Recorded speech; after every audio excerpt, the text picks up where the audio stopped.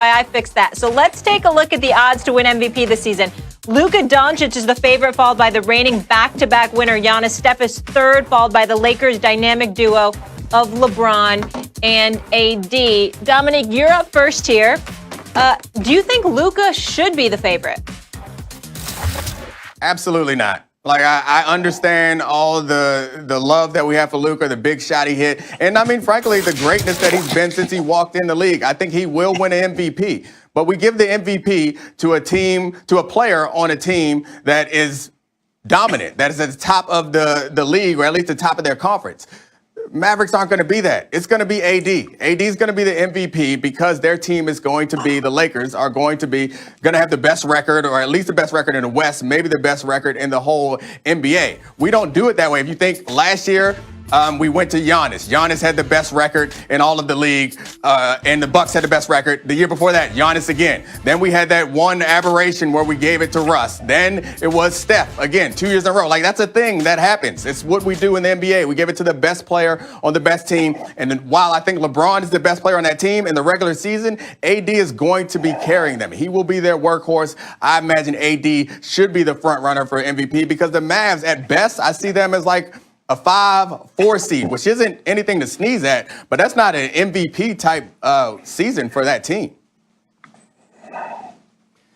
Once Porzingis comes back, the Mavs are going to be a very dominant team, more dominant than people realize, I think. That's number one. Number two, Luka's three-point percentage ticks up just a little bit, and there's no reason to think it won't, given the trajectory of his career and his age. He's going to be 30 points with a triple-double on average for the season.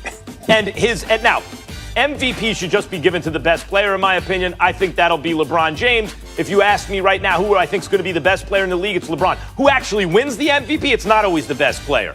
Luka's going to put up cartoon statistics for a dominant team. He's clearly going to be the best player on that team, and as great as Porzingis will be, I believe if he's healthy, Porzingis is going to miss a nice chunk of the season, taking him out of the MVP conversation. He's not going to peel away votes from Luka, whereas LeBron and AD will peel away votes from each other. Luka Doncic is going to win MVP this year. No, he won't. No, he won't. And I love Luka, but LeBron James, it's time for him to pass the torch. And I think we saw that last year. He went through Anthony Davis, and coming into this season with a sharp turnaround in the offseason, we won't see a lot of LeBron. He probably won't be playing a lot of minutes, but Anthony Davis will. And with the supporting cast that he has, he's going to tear the league up. Like I said, this is a guy that is a generational talent, Max. We've never seen nothing like Anthony Davis. Nothing. Not the skill set, not the way that he's able to take you to the outside, shoot three-pointers, take you on the low block, offensive rebound, defensive rebound, switch 1 through 5. He's going to be on a mission. I think the Lakers are going to feature him. They're going to go through him. And LeBron James right now, I guarantee you, he don't have a problem with passing the torch. And I strongly believe that Anthony Davis is going to win the MVP this year. He's my pick when you pass the because torch. He's just unstoppable. He's unstoppable. He's unstoppable. And LeBron James said it. Hey, this is a short turnaround, and this is what I got Anthony Davis for, Max. So if you can't read the writing on the wall, he said it clear as day. He's passing the torch. He started doing it when you pass the torch, you pass the ball. That's why. And whenever you pass the ball to the guy who scores, they give you an assist. And if LeBron averages 10, 11, 12 assists a game, because he couldn't average under 20 points if he tried, if he averages 25 points and 12 assists a game, he will absolutely split the vote with AD. There's almost no way that they could feature AD in a way on that team where LeBron won't also get credit. They're going to split that vote. You know, like, and Luka, on the other hand, as excellent as Porzingis is, going to miss too much of the season. They did it last year, Max. Anthony Davis led in every statistical category except assists. So that means to tell me he led in steals, he led in points, he led in rebounds. Did he win MVP? MVP? Led in blocks. So I'm telling you, Max, it's only going to get better. This was year one playing with LeBron James, and now we're going into year two, after a championship, after a short turnaround, LeBron James is not going to have a problem deferring to Anthony Davis. The Los Angeles Lakers is now Anthony Davis' team. Your best argument, Max, I think, is that they're going to peel away some of the votes. It's going to make it harder for him to win. But I don't think that matters There wasn't no if best LeBron is argument, on Dominique. board. I didn't say it was a good argument. I said it was his best argument out of all of his arguments. But if LeBron is on board, if LeBron is advocating for this, if LeBron is pushing for this, he is one of the most powerful people in sports. I think that we will buy into that same narrative. And AD, I think we all agree that AD is a better player than Luka. Like all around, AD gives you more offensively and defensively than Luka. And we all agree his team is going to be better. So how often does it happen that the protagonist of the season is the best player on one of the best teams? That's what's going to happen. That's what always happens. As long as LeBron James continues to distribute and pass, I think it was Russell Westbrook, right? When he went for that triple-double season and we all gave it to him. And a lot of people regret that at this moment, honestly. So I'm not sure that they're going to fall for that again. Well, Dominique, I'm so proud Luka of you, man. Doncic is going to be 22 years old. He's still getting better. You back in your bag. Appreciate it. I had to warm up a little bit. Max threw me off. He's still getting better. Anthony Davis, you guys think the stats are just going to get better and better. AD's been putting up monster stats forever.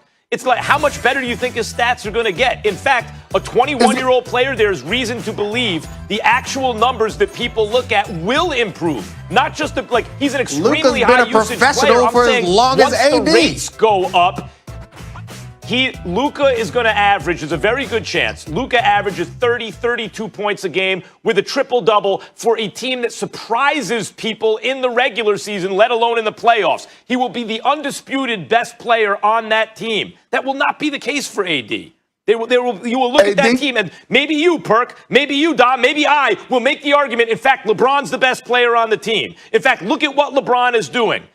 It's going to be tough to give AD the MVP.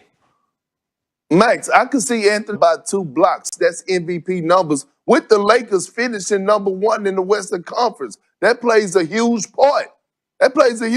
Max.